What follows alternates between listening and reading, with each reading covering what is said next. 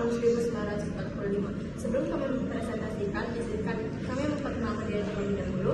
Perkenalkan, nama saya Ozora Dimatana. Saya Rosa Karimademo. Saya Sembilan Putri. Saya Yusuf Nafi. Saya Arif Valdi. Saya Mutiara Auzian. Saya Natasha. Saya Faselia. Kemudian kami akan mempresentasikan isi buku dari scrapbook yang kami buat.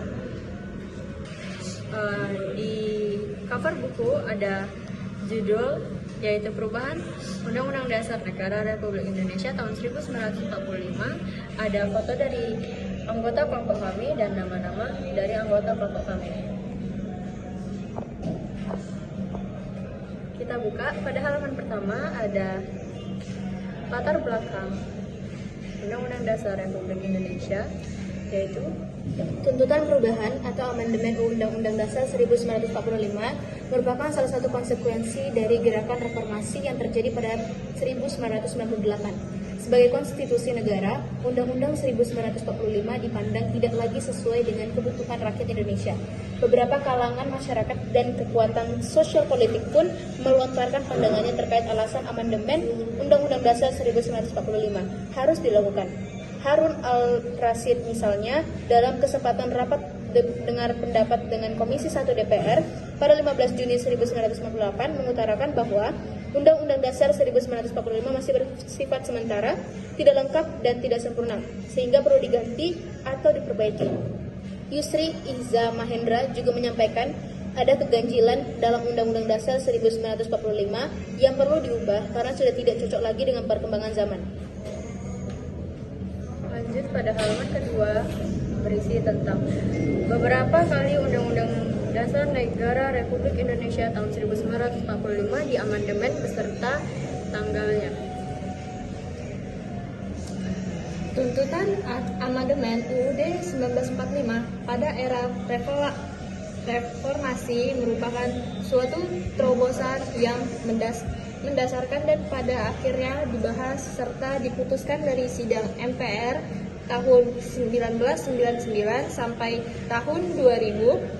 Amandemen pertama dilakukan dalam sidang umum MPR 1999 yang fokus untuk membatasi kekuasaan presiden yang dianggap terlalu berlebihan, salah satunya terkait pembatasan periode jabatan presiden.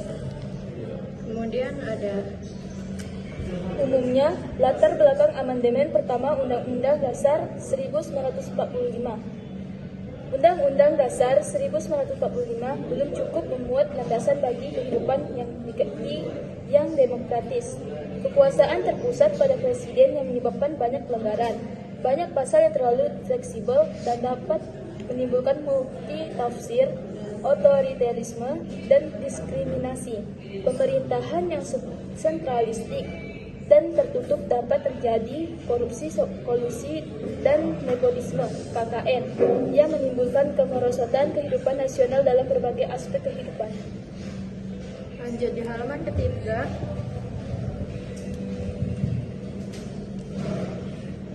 Beberapa alasan lain amandemen UUD 1945 adalah kurangnya penghormatan HAM dan perlindungan hukum bagi masyarakat. UUD 1945 disusun oleh BPUPKI dan PPKI sebagai undang-undang sementara dan disusun secara tergesa-gesa sehingga dianggap belum lengkap. Materi yang terkandung dalam UUD 1945 merupakan campuran dari berbagai pemikiran yang terkadang saling bertentangan. Kebebasan konstitusional suatu negara pada hakikatnya untuk membatasi kekuasaan negara agar tidak semena-mena, tetapi tidak menunjukkan kekuasaan yang menekankan pada prinsip totalitarisme.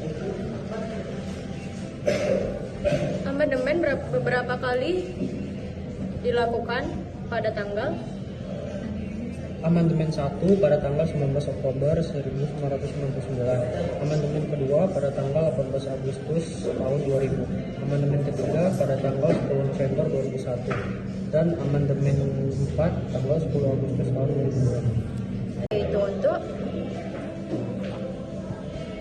Tujuan amandemen UUD 1945 yaitu untuk mengubah atau memperbarui redaksi dan substansi konstitusi, sebagian atau seluruhnya, agar sesuai dengan kondisi ideologi, politik, ekonomi, sosial, budaya, serta kondisi pertahanan dan keamanan bangsa sesuai pada zamannya. Sebelum amandemen datang, UUD 1945 yang terdiri dari atas 16 bab, 37 pasal, 65 ayat. 16 ayat dari 16 pasal berayat tunggal, sementara 49 ayat lainnya berasal dari 21 pasal yang berisi 2 ayat atau lebih. 4 pasal aturan peralihan dan 2 ayat aturan tambahan. Setelah 4 kali perubahan, UUD 1945 memiliki 16 bab, 37 pasal, 194 ayat, 3 pasal aturan peralihan dan 2 pasal aturan tambahan, serta dikutip dari buku super lengkap UUD 1945 dan amandemen oleh tim ilmu Edi Center. lanjut pada halaman yang ketiga atau halaman terakhir ada pasal-pasal dalam UUD NRI 1945. Apa saja yang ulang ya? Weh, fuck diam, Jo. Bisa diam. Pasal-pasal dalam UUD apa ini? Saja yang Mengalami perubahan. 1, 2, 3. Pasal-pasal apa saja yang ulang. 1, 2, 3. Pasal-pasal apa saja yang mengalami perubahan pada UUD 1945? Amandemen pertama, UUD 1945 dilaksanakan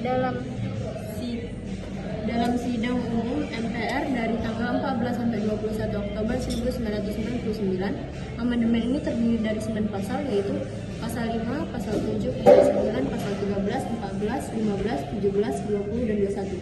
Inti dari amandemen pertama UUD 1945 adalah pergeseran kekuasaan presiden atau legislatif yang dinilai terlalu kuat. Amandemen kedua disahkan pada tanggal 18 Agustus tahun 2000 melalui sidang tahunan MPR sebanyak 5 bab dan 25 pasal yang diamandemenkan, yaitu pasal 1, pasal 18, pasal 18A, pasal 18B. Yang kedua pasal 19, yang ketiga pasal 20 dan pasal 20A. Yang keempat pasal 22A, pasal 22B. Yang kelima pasal 25E, yang ke-7 pasal 26, yang ke-8 pasal 27, yang ke-9 pasal 28A, pasal 28B, pasal 28C, pasal 28D, pasal 28E, pasal 28F, pasal 28G, pasal 28H, pasal 28I, pasal 28J.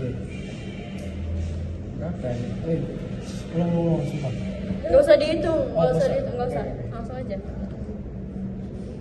Amandemen kedua disahkan pada tanggal 18 Agustus tahun 2000 melalui sidang tahunan MPR sebanyak 5 bab dan 25 pasal yang diamandemenkan, yaitu pasal 18, pasal 18A dan pasal 18B, pasal 19, pasal 20, pasal 20A, pasal 22A, pasal 28B, pasal 25E, pasal 26, pasal 27, pasal 28A, pasal 28B, pasal 28C, pasal 28D, pasal 28E, pasal 28F, pasal 28G, pasal 28K, pasal 28I, pasal 28J, pasal 30, pasal 36A, pasal 36B, pasal 36C. Adapun bab yang diamandemenkan adalah bab 9A, bab 10, bab 10A, bab 12 dan bab 15. Perubahan amandemen kedua adalah mengenai DPR dan kewenangannya, pemerintah daerah, hak asasi manusia, lambang negara serta kebangsaan. Amandemen ketiga dilakukan dalam sidang tahunan MPR sejak tanggal 1 sampai 9 November 2001. Amandemen ketiga disahkan pada tanggal 10 November 2001 yang dilakukan pada 3 bab dan 22 pasal, yakni pasal 1, pasal 3, pasal 6, pasal 6A, pasal 7A, pasal 7B, pasal 7C, pasal 8, pasal 11, pasal 17, pasal 22C, pasal 22D, pasal 22E, pasal 23, pasal 23A, pasal 23C, pasal 23E, pasal 23F, pasal 23G, pasal 24, pasal 24A, pasal 24B, dan pasal 24C. Bab 7A, bab 7B, dan bab 8A. Dalam amandemen ketiga, perubahan yang dilakukan adalah mengenai kewenangan MPR, kepresidenan, impeachment, bentuk dan kedaulatan negara, keuangan negara, serta kekuasaan kehakiman. Amandemen keempat dilakukan dalam sidang tahunan MPR pada tanggal 1 sampai 11 Agustus 2002 dan disahkan pada tanggal 11 Agustus 2002. Terdapat 2 bab dan 13 pasal yang diubah dalam amandemen ini, yakni pasal 2, 8, 16, 24, 32, 34, pasal 6A, 11, 23B, 23D, 31, 33 dan pasal 3. Adapun bab yang diamandemenkan adalah bab 13 dan bab 14. Inti perubahan dari amandemen keempat adalah mengenai penggantian presiden, DPD sebagai bagian dari MPR, pernyataan perang, perdamaian dan perjanjian, pendidikan dan kebudayaan, perekonomian nasional dan kesejahteraan sosial, mata uang dan bank sentral. Itu saja isi dari scrapbook yang kami kreasikan.